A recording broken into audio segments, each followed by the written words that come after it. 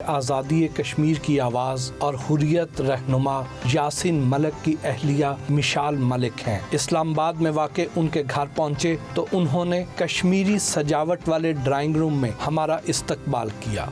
अस्सलाम वालेकुम जी, क्या हाल है? बिल्कुल ठीक ठाक, आप सुनाएं? बस ठीक। आए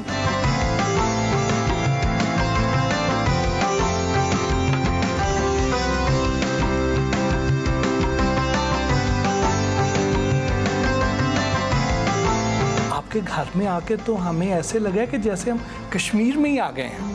हर तरफ कश्मीर की ही प्रोडक्ट्स नज़र आ रही हैं, तो आप तो बड़ा अच्छा प्रमोट करती हैं कश्मीर के कल्चर को। बिल्कुल, माशाल्लाह से it is one of the richest civilisations in the world. Kashmiri जो कल्चर है, हेरिटेज है, और मैं ख़ुद एक आर्टिस्ट हूँ। और ये जो हमने ऑर्गेनाइजेशन भी पीस एंड कल्चर जो बनाई, उसका नाम मेरी वालदा ने रखा था पीस एंड कल्चर, क्योंकि हमने कश्मीरी कल्चर जो है उससे इतना प्यार भी है और उसको प्रिजर्व भी करना है। जो वहाँ के आर्टिजन्स हैं, क्राफ्ट पर्सनस हैं, वो कितनी मेहनत करते हैं, कितनी कढ़ाइयाँ करते हैं और कितने दुखी होते हैं, और उनको उसका मुआवजा भी नहीं मिलता। मोहसिन साहब, जो इतनी बड़ी ट्रेजेडी है। तो ये एक ड्राइंग रूम क्या, हर जगह, हर कमरे में आपको कश्मीर का कोई ना कोई मिलेगा, क्योंकि है भी इतना खूबसूरत और उसके साथ साथ एक मैसेज भी है कि कश्मीरी एग्जिस्ट करते हैं और वो कितने आर्ट लवर्स हैं, कितने पीस लविंग हैं। मुझे तो इस बात की बड़ी खुशी है कि आज आपके साथ साथ हमने यासीन मलिक साहब के साथ बैठ के भी हमने बातचीत कर ली। हाँ जी, बिल्कुल ऐसे ही लग रहा है। तो ये आपने बनाई है? जी, मैंने बनाई है। पता नहीं, मैंने कोशिश तो की है, मगर जितने वो गुड लुकिंग है उतना मैं जस्टिस तो नहीं कर सकी, बट अपनी तरफ से मैंने उनकी बहुत सी बनाई हैं पेंटिंग्स। आपके चेहरे पर हर वक्त एक उदासी सी क्यों रहती है? उदासी तो मैं कवर अप काफ़ी कर लेती हूँ, तैयार होती हूँ, निकलती हूँ, ब्राइट कलर्स पहनती हूँ, कोशिश करती हूँ कि लाइफ में कोई जो अंदर जो गम है, जो दर्द है, रूह तक तकलीफ़ है ना, ये तो जिस्मानी तो नहीं है, रूह की है, क्योंकि कितने बरस गुजर गए तन्हाई और दूरी और परेशानियों में। वो जो 60 दिन टोटल आपने गुजारे उनके साथ, तो उसमें आपको लगता है कि आपने बहुत सारी ज़िंदगी जी ली? बस ख्वाबों ख्यालों वाली वो मोमेंट्स थे, और बहुत ही वो लविंग है और बहुत ही रोमांटिक और केयरिंग भी बहुत हैं। और उनकी भी ज़िंदगी में ये पहली खुशी आई थी इतने सालों के बाद, डेकेड्स के बाद इनफैक्ट। और फिर हमारी औलाद हुई, क्योंकि आपको पता है इन पे 3rd डिग्री टॉर्चर भी हुआ है। तो जिस वक्त मेरी मंगनी हुई तो कुछ इनके ही और भी लोगों ने कहा कि जी, मेरी वालदा को भी कहा कि जी आपने मंगनी तो कर ली है, मगर शायद औलाद भी ना हो सके। तो मेरी वालदा को सारा क्रेडिट इस बात का जाता है। उन्होंने कहा नहीं, जब हमने हाँ कर दी है तो इंशाल्लाह ताला औलाद भी होगी और हेल्दी भी होगी और खुशियाँ देखेगा यासीन, अल्लाह बहुत खुशियाँ लाएगा दोनों के लिए। तो वही हुआ। आपने बेटी भी देखी है माशाल्लाह से, कितनी वो बिल्कुल एक मिनी यासीन है, उसको हम सब कहते हैं घर के अंदर, या वैसे भी बिल्कुल वही शक्ल है, वही आवाज़, वही स्टाइल। तो बस ये अल्लाह के हाथ में होता है। और बस ये है कि बहुत दूरी हो गई है, बहुत उदास रहते हैं हम, और याद आती है उनकी लॉन्ग ड्राइव्स, उनकी पोइट्री, उनका हंसना, उनका आइडियाज़ जो डिस्कस करते थे।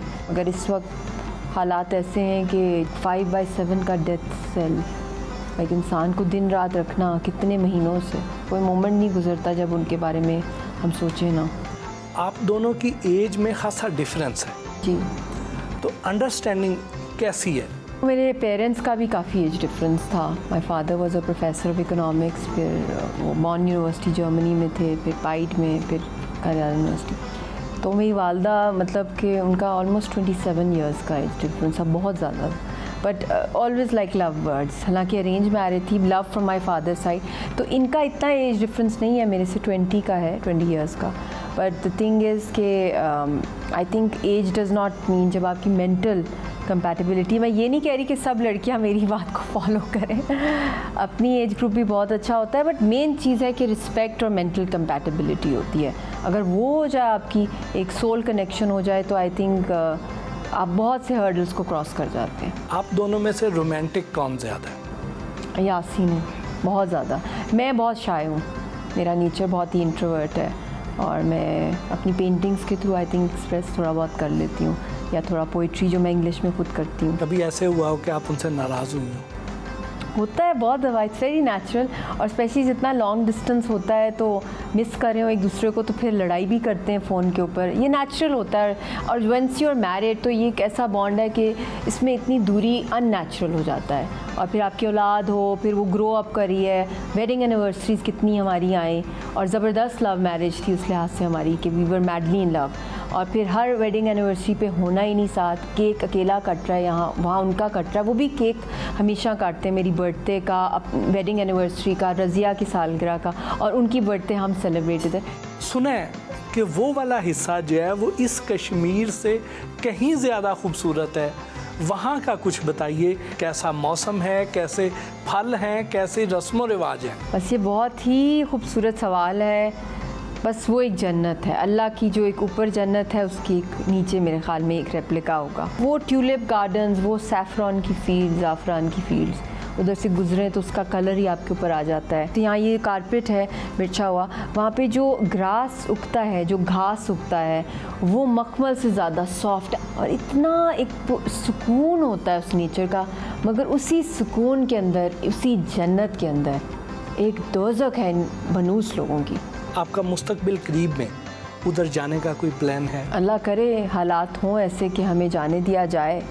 और इस वक्त तो मेरा भी नाम इन्होंने NIA में डाल दिया, नेशनल इन्वेस्टिगेशन अथॉरिटी में, जिसके तहत यासीन साहब को इस वक्त तिहाड़ की डेथ सेल में बंद किया हुआ है, आसिया अंद्राबी साहिबा को तिहाड़ में, मुसर्रत आलम को, और भी बहुत से लोगों को। मगर बेटी का जो रिस्क जो उसके साथ जो हुआ पिछले टूर्स के अंदर, ट्रिप्स में, उसको तो मारने पर ही वो थे मुकम्मल, और उनको तो बर्दाश्त ही नहीं था कि यासीन साहब के यहाँ औलाद होगी, और वो भी मतलब उन्होंने एक माशाल्लाह एक हेल्दी बच्चा पैदा हुआ है। ऐसा मौका आया कि कश्मीर आज़ाद हो जाए तो आप यहाँ रहेंगी, वहाँ रहेंगी? वहाँ रहेंगे, और ये भी अपना घर है, अपना वतन है।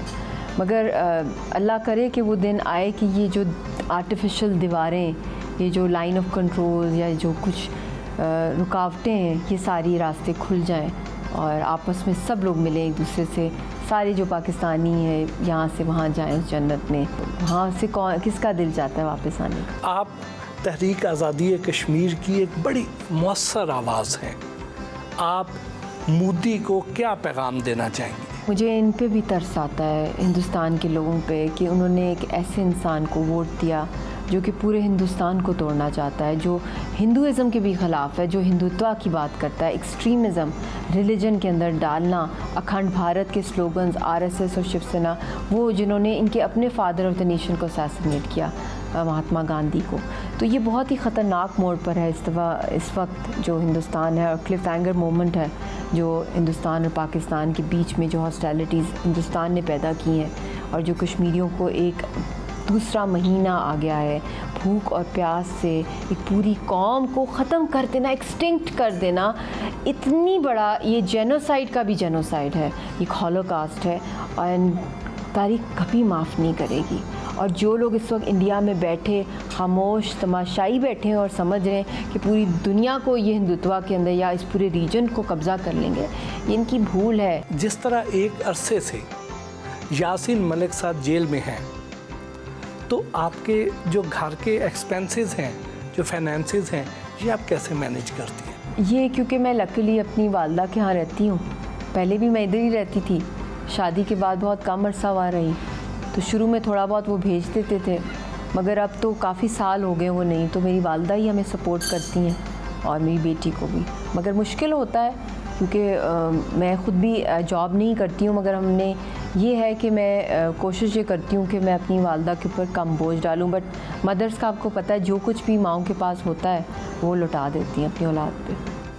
आपका दिन तो ख़ासा बिज़ी होता होगा, तो आज की आपकी क्या मसरूफियात हैं?